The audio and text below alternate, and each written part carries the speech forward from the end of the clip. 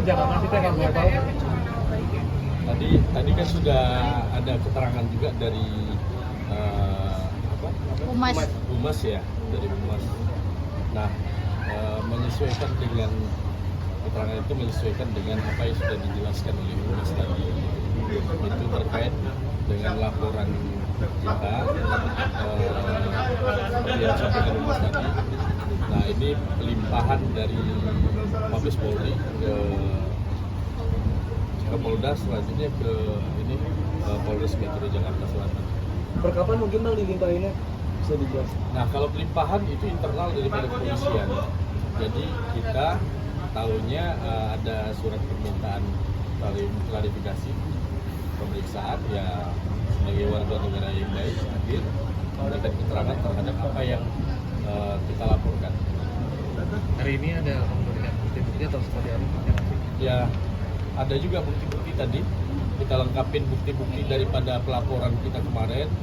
Itu bukti dokumen, bukti elektronik, audiovisual ya, sama juga bukti pendukung lainnya untuk menunjang laporan kita. Mungkin tadi ada pertanyaannya ada berapa terkait laporan ini? Ada 21 ya?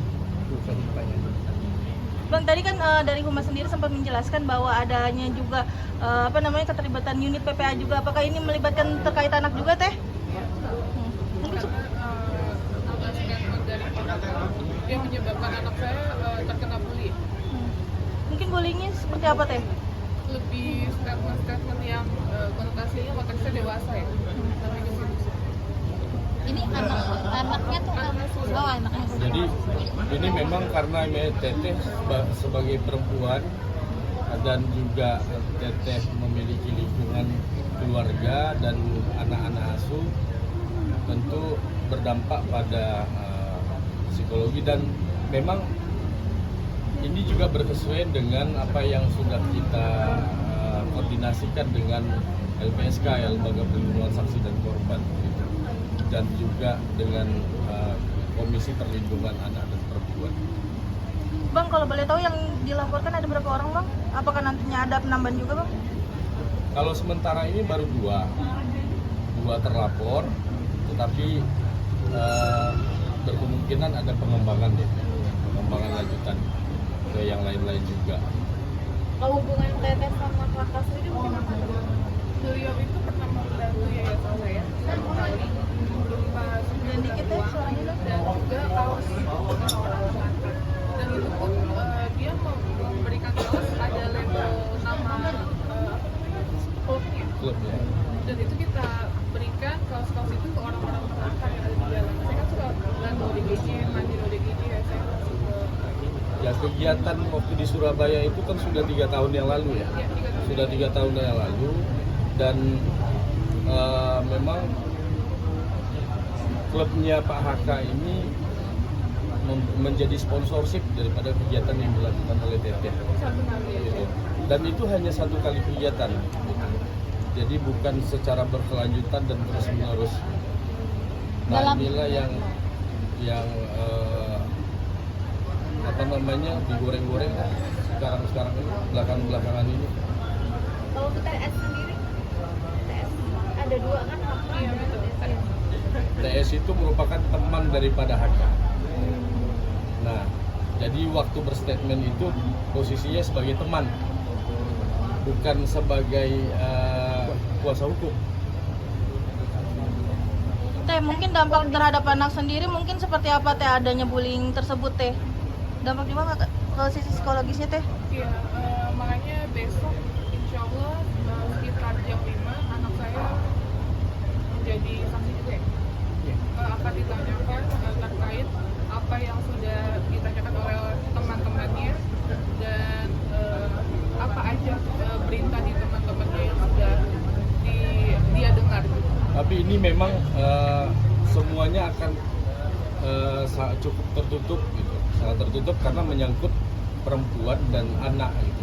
Jadi tidak bisa terekspos lebih luas, kaitannya juga dengan perlindungan anak. Untuk saksi anak asuhnya berapa? 1 atau banyak? Itu belum jelas berapanya gitu. Bang, TS kan seorang advokat, Bang, kalau bisa dilaporkan, Bang. Waktu itu belum dibuat. TS ini pada waktu berstatement belum memegang kuasa sebagai kuasa hukum, sehingga memang menjadi terlapor juga. Tapi mungkin kata-katanya apa sih mungkin yang membuat sampai Teteh ini melaporkan Sampai anak juga trauma teh mungkin. trauma gitu. Apa sih mungkin di media sosial yang seperti apa atau mungkin ada yang langsung Ya, statement yang dia berikan terkait adanya video shoot. Terus yang dia bilang saya tahu Novi dari A sampai Z, ujung kaki sampai ujung kepala. Ya saya masih nunggu sih bukti itu, karena sampai detik ini bukti juga ada. Teteh merasa diancam nggak mungkin dengan adanya itu, maksudnya dengan adanya statement itu kan, tapi dia mau nyambung di video show segala macam gitu. Ini kan lebih pada penggiringan opini ya, penggiringan opini sehingga membuat masyarakat berpikir yang tidak baik. Ini pandangan kami seperti itu. Nah, makanya untuk menguji ini semua, ya ini kita buktikan lewat jalur proses hukum. Gitu. Nah, sebenarnya ini sudah laporan yang sudah dari beberapa waktu yang lalu lah, sudah cukup lama juga laporan ini kan. Gitu. Nah, sekarang kita follow up dan mulai pihak kepolisian untuk melakukan penyelidikan. Untuk Novinya dari kejadian ini mengganggu dari segala psikis dan itu nggak sih Teh? Iya sangat mengganggu ya, hasilnya kan saya perempuan, terus saya harus kerja. Sedangkan saya merasa nama baik saya sudah jujur dicemarkan dengan ada statement-statement seperti itu, dan saya tidak merasa. Jadi ya saya minta keadilan.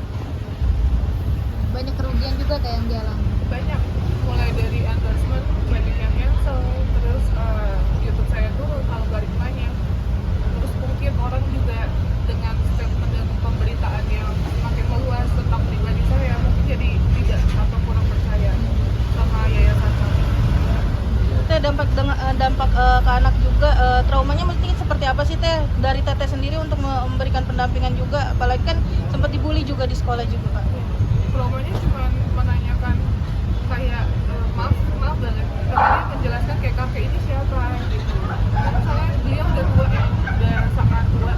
Jadi anak asuh saya bilang kakek ini siapa, kok ngomong kayak gini tentang mama gitu. Itu maksudnya apa? Begitu-gitu sih. Saya menjelaskan juga sambil sedih juga kok. Dengan adanya berita yang rame, terus udah gitu penyebaran video-video di TikTok yang pasti dikonsumsi kemana-mana. Membatasi juga nggak sih Teh akhirnya kepada anak-anak, apalagi kan anak yang sulung kan sudah lebih mengerti ya Teh? Anak asuh saya kebetulan tidak menggunakan sosial media, tapi teman-temannya yang menggunakan sosial media, jadi menanyakan sama kakaknya. Kalau melihat dari ini mungkin ancaman sendiri untuk asal ini Itu lah yang berat. Ya, udah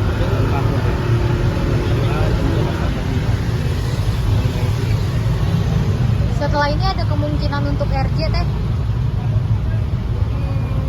Gedein dikit suaranya. Yang jelas proses hukum kita jalani dulu, Ya. gitu. Biar berjalan sebagaimana mestinya. Ya. Nah, karena memang juga sampai hari ini juga kita belum melihat ada itikat baik daripada pihak sebelah ya. Jadi nggak ada itikat baik tentang menghubungi kami atau memberikan buktinya gitu, itu tidak ada sama sekali. Ya seperti yang statement yang pernah kita keluarkan bahwa ya kalau ada buktinya tunjukkan kepada kita. Jadi bukan menggiring opini di ranah publik seolah-olah ada tapi tidak ada. Gitu. Nah kalau ada juga jadi masalah, kalau tidak ada juga jadi masalah. Jadi ini pembelajaran untuk kita bijak dalam bersosial media, bijak dalam memberikan statement, gitu. Terutama stop menyerang dan yang bisa berdampak pada bully. Berarti tidak ada kata damai ya Teh ya? Sejauh ini masih kita teruskan. Oke. Saya. kalau pemanggilan lagi gitu nggak sih mungkin buat Teteh ini kan pemanggilan pertama ya? Ya itu tergantung daripada pihak kepolisian gitu. Yang jelas kalau ada panggilan kita akan tindak lanjut. Berarti dari pihak sana belum ada info untuk pemanggilan itu apa? Sejauh ini belum. Hari ini kita masih fokus pada pemeriksaan apa yang keterangan yang diberikan oleh Teteh sama bukti-bukti sekalian. Oke.